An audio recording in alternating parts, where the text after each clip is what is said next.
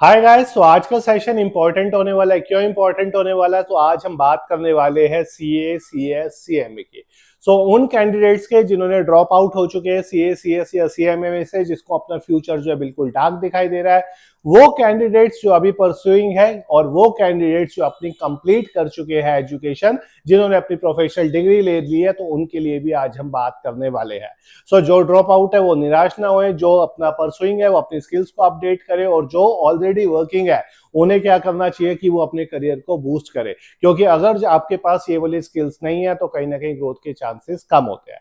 आज मैं आप लोगों के लिए एक ऐसा प्रोफाइल लेके आया हूं जहां पे मल्टीनेशनल कंपनीज जो है किसी भी कॉलेज से या किसी भी इंस्टीट्यूट से आपको पिक करके सबसे पहले इसी डोमेन के अंदर एंट्री करवाती है, अगर आपकी एक्सपर्टीज ऐसा सीए, सीएस, सीएमए या फिर आपने इवन एमबीए फाइनेंस में कर रखा है किसी अच्छे कॉलेज से। वो कौन सा प्रोफाइल होने वाला है? उस प्रोफाइल का नाम होता है जनरल अकाउंटिंग, जिसके अंदर काफी सारे टूल्स जो है वो कवर होते हैं, सॉफ्टवेयर कवर होते हैं, जो आपके करियर को एक अच्छा बूस्ट देते हैं और इनकी रिक्वायरमेंट ग्लोबली होती है। वो कौन से टूल्स है, आज हम इन्हीं की बात करते हैं। फोकस रहेगा सीए, सीएस, सीएमए। जो ड्रॉप आउट है, निराश है, आगे क्या होगा, परसुइंग है, क्या हमें सीखना चाहिए, और जो ऑलरेडी कंप्लीटेड है उन्हें क्या एड ऑन करना चाहिए। मैं बात कर रहा हूं जनरल अकाउंटिंग वाले प्रोफाइल की। और जनरल अकाउंटिंग के अंदर हम क्या कवर करते हैं? हम उन एक्टिविटीज को कवर करेंगे जो पीएनएल और बैलेंस शीट से रिलेटेड होती है। और इसी प्रोफाइल को हम R2R भी कहते हैं। R2R का मतलब होता है रिकॉर्ड टू रिपोर्ट। जनरली आप लोग रिकंसिलेशंस बनाते हैं, जो चार्टेड अकाउंटेंट होते हैं, या फिर कोई कोस्ट शीट बनाते हैं, रिपोर्टिंग्स प्रिपेयर करते हैं। उन रिपोर्टिंग्स के लिए उन्हें एक्सेल आना भी जरूरी है, और एक्सेल भी विदाउट माउस आना चाहिए। बड़े डेटा पे काम करोगे तो एमआईएस रिपोर्टिंग आना चाहिए। अगर इसी डेटा को विजुअलाइज करवाना है तो पावर बीआई आना चाहिए। और अगर आप किसी सॉफ्टवेयर से डेटा को पुल कर रहे हो, जनरली कंपनीज आजकल एसएपी यूज करती है। इंटरव्यू के लिए जाते हो तो आप पे लिखा होता है कि अगर आपके पास एसएपी आता है आपको, तो एक एडिशनल एडवांटेज आपको मिलेगा, तो वो एसएपी भी आपको आना चाहिए।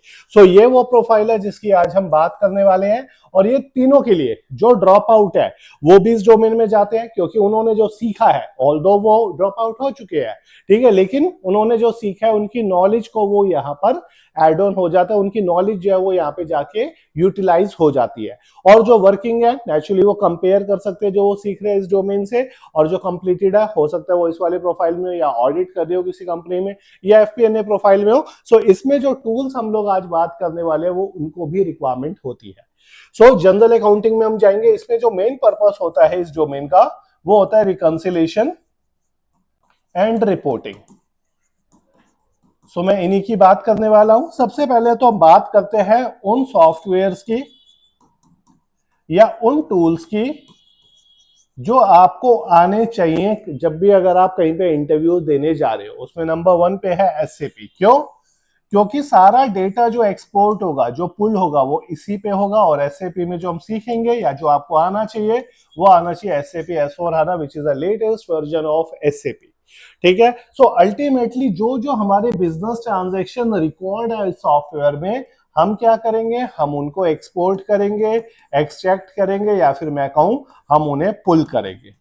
रिपोर्ट्स बनाने के लिए, रिपोर्ट अल्टीमेटली ट्रांजैक्शन किसी ना किसी सॉफ्टवेयर में हो, बेशक वो टैली हो, ओरेकल हो, जनरल एमएनसी में एसएपी यूज होता है, तो मैं एसएपी की ही बारे में बात कर रहा हूँ। डेटा यहाँ से पुल होगा, यहाँ से एक्सपोर्ट होगा। किस में एक्सपोर्ट होगा? ये एक्सपोर्ट होगा एक्सेल के अंदर। सबसे पहला तो आपको जो है एसएपी आना चाहिए। अब एसएपी के अंदर भी आप लोगों ने बैंक रिको पढ़ा होगा, बैंक रिकंसिलेशंस आनी चाहिए। आपने प्रीपेड एमोर्टाइजेशन पढ़ा होगा, वो आपको आना चाहिए। आपने अक्रूवल्स पढ़ा होगा, वो आपको आना चाहिए। इसके अलावा आपने फिक्स एसेट पढ़ा होगा, वो आना चाहिए। तो ये सारे कुछ उसके पार्ट्स है। इस जनरल अकाउंटिंग के अंदर अगर मैं मेजरली देखूं, बैंक रिकंसिलेशन हो गया, इंटर कंपनी रिकंसिलेशन हो गया, इसके अलावा जो है अक्रूवल्स हो गया, प्रीपेड एमोर्टाइजेशन हो गया, फिक्स एसेट अकाउंटिंग हो गया, इसमें डेप्रिसिएशन हो गया, फिक्स एसेट रजिस्टर हो गया, ये सारी एक्टिविटीज आपके आती है। ऑल्दो जो आपने सीए, सीएस या सीएमए में कहीं ना कहीं पढ़ी होगी। जो आपने थियोरेटिकली पढ़ी है उसका प्रैक्टिकल इसी सॉफ्टवेयर पे होगा, और अल्टीमेटली रिपोर्टिंग बनाने के लिए हम एक्सेल में आएंगे। अब क्वेश्चन आता है बहुत सारे ये आते हैं, क्योंकि मेरे काफी सारे सीए फ्रेंड्स हैं तो मैं उनसे मजाक में कहता हूँ यार एक्सेल एटलीस्ट अपना स्ट्रॉन्ग तो रखा करो। कई बार मैं उनके साथ बैठता हूँ रिपोर्ट बना के, उनसे पहले मैं रिपोर्ट बना देता हूँ। सो इसका मतलब आपकी एक्सेल के अंदर भी जो है एक्सपर्टीज होनी चाहिए, और एक्सेल जो आपको जिस लेवल का आना चाहिए वो बेसिक टू एडवांस आना चाहिए। अभी ड्राइव निकली थी जेएलएल के अंदर, सो जेएलएल के अंदर एक ही दिन में 5 गर्ल्स जो है इसी डोमेन में प्लेस्ड हुई है यहां से, ठीक है। सो बेसिक टू एडवांस आपको एक्सेल आना चाहिए, वो भी विदाउट माउस। देखो विद माउस हर कोई काम कर रहा है, to be very honest, without mouse कोई नहीं कर रहा क्योंकि कोई सिखाता ही नहीं है।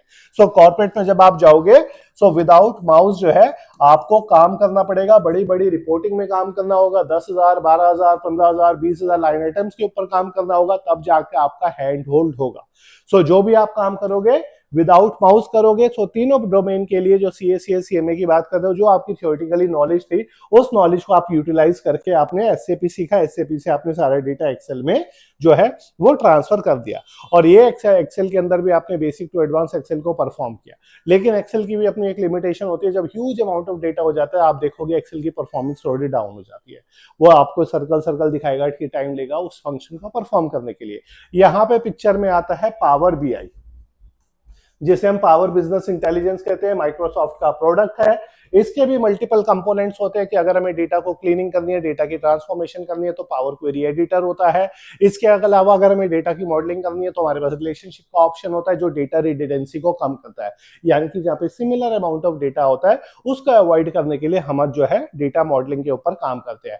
जैसे आप एक्सेल में जो है फंक्शंस परफॉर्म करते हो, फॉर्मूले परफॉर्म करते हो, एज इट इज ये पावर बीआई के अंदर भी होते हैं, जिसे हम डेक्स कहते हैं, डेटा एनालिसिस एक्सप्रेशंस कहते हैं। और उसी के अकॉर्डिंग फाइनली हमें क्या करना होता है, डेटा को पिक्टोरियल वे में, ग्राफिकल वे में प्रेजेंट करना होता है, जिसे हम क्या कहते हैं, जिसे हम कहते हैं डेटा विजुअलाइजेशन।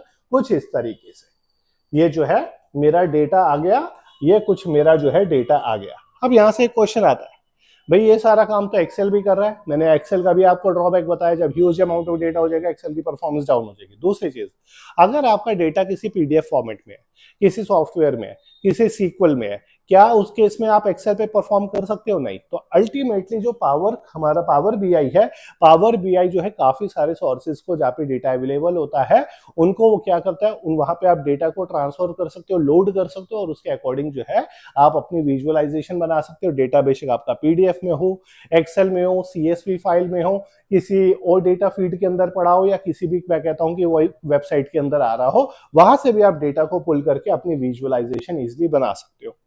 ऑटोमेशन की बार बार हम बात करते हैं, ऑटोमेशन ऑटोमेशन ऑटोमेशन चल क्या रहा है? ऑटोमेशन के लिए कंपनी लेके आई है black line tool. Black line tool ये आपके सारे मैनुअल वर्क को जो है वो ऑटोमेट कर देता है। अब ये नहीं कि आपकी जॉब या किसी के एम्प्लॉय की जॉब जा रही हो, नहीं, जहाँ पे huge amount of transaction daily basis पे होती है। समझो वॉलमार्ट का मैं एग्जांपल देता हूँ, जहाँ वॉलमार्ट में डेली बेसिस पे ट्रांजैक्शन हो रही होती है। अब उन ट्रांजैक्शंस को रिकंसाइल करने के लिए अगर मैं मैनुअली करूंगा it takes lot of time. वहां पे ब्लैक लाइन जो है पिक्चर में आता है। ब्लैक लाइन हर कंपनी यूज नहीं करती, ब्लैक लाइन जनरली वो कंपनी यूज करती है जब volume of transaction daily basis पे बहुत ज्यादा होता है। सो एटलीस्ट आपको पता होना चाहिए यहाँ पे डेटा को हम रिकंसाइल किस तरीके से करते हैं, रिपोर्टिंग किस तरीके से जनरेट करते हैं। सो अल्टीमेटली बेशक आप ड्रॉप आउट हो, बेशक आप सीए बन चुके हो, कहीं पे ऑडिट करने जाते हो, वहां पे स्ट्रगल कर रहे हो, वो लोग आपको एसएपी की आईडी पकड़ा देते हैं कि भाई इस पे काम करो, आपको पता ही नहीं है। सो वो सारी सिचुएशन, वो सारी चीजें जहां पे आप स्ट्रगल कर रहे हो, ये एक ऐसा डोमेन है जो आपको जो है वो फुलफिल कर देगा। मल्टीपल टूल्स इसके अंदर है, सारे जो है वो काफी एक्सपर्ट लेवल के इसके अंदर हमने जो है, जहाँ पे एक रिक्वायरमेंट होती है, जैसे वर्लपूल की रिक्वायरमेंट है, वहां पे किस तरीके से एमआईएस रिपोर्टिंग बनती है, और रिपोर्टिंग के अंदर भी काफी सारी रिपोर्ट आप प्रिपेयर करोगे। बेशक वो कॉस्ट सेंटर रिपोर्ट हो, डेटा रिपोर्ट हो, क्रेडिटर रिपोर्ट हो, इंटर कंपनी रिकंसिलिएशन हो, सेल्स रिपोर्ट हो, परचेज रिपोर्ट हो, कस्टमर एजिंग रिपोर्ट हो, वेंडर एजिंग रिपोर्ट हो, वो सारी रिपोर्ट एक्सेल के एमआईएस के अंदर आती है।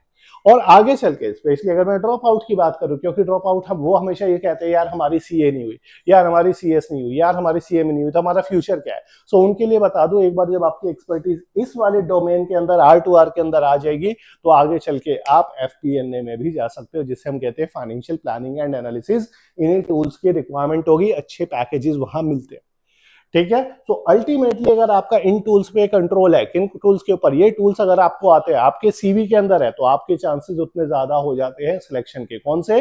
पहला SAP S/4HANA which is the latest version of SAP। Second Excel, Excel भी कौन सा, छोटे मोटे एक्सेल हर कोई करवा रहा है, Excel without mouse including MIS reporting. अब ये जो रिपोर्ट बनाई है जहां पे आपका ह्यूज अमाउंट ऑफ डेटा होता है, जहां पे एक्सेल भी हाथ खड़े कर देता है, पावर BI पिक्चर में आता है। और ऑटोमेशन के लिए आपको ब्लैक लाइन आना चाहिए। ये ऐसे टूल है जहां हमारे एक दिन के अंदर 5 प्लेसमेंट करवा देते हैं। अगर आपको ये टूल्स नहीं आते तो कहीं ना कहीं आपका फ्यूचर भी है डार्क में होगा, कहीं ना कहीं आपको आज नहीं तो कल इनकी रिक्वायरमेंट पड़ेगी। सो वेट क्यों करना, बेटर है कि आगे पढ़ने से बेटर है आज ही सीख लो। और आप हमारे साथ कनेक्टेड रहिए, हमारी इंक्वायरी टीम को रीच आउट करिए, वो चारों टूल्स के बारे में आपको इन डिटेल बताएगी। हमारे डेमो सेशंस की रिकॉर्डिंग देखिए, आपको एक एक चीज क्लियर हो जाएगी। फिर भी नहीं होती, आप दोबारा इंक्वायरी टीम को रीच आउट करो, वो अच्छे से आपको सारा कुछ बताएगी और आपका भी वो चाहती है कि एक अच्छा फ्यूचर हो। इसी तरीके की वीडियोस आप लोगों के साथ शेयर करूंगा। डिसअपॉइंट मत होना, जब तक ये स्किल्स आपके पास हैं तब तक फ्यूचर ब्राइट ही ब्राइट है। बेशक वो एक CA हो या एक वो CA ड्रॉप आउट हो या फिर एक CA परसुइंग कैंडिडेट हो। सो जल्दी मिलेंगे नेक्स्ट वीडियो में। Thank you.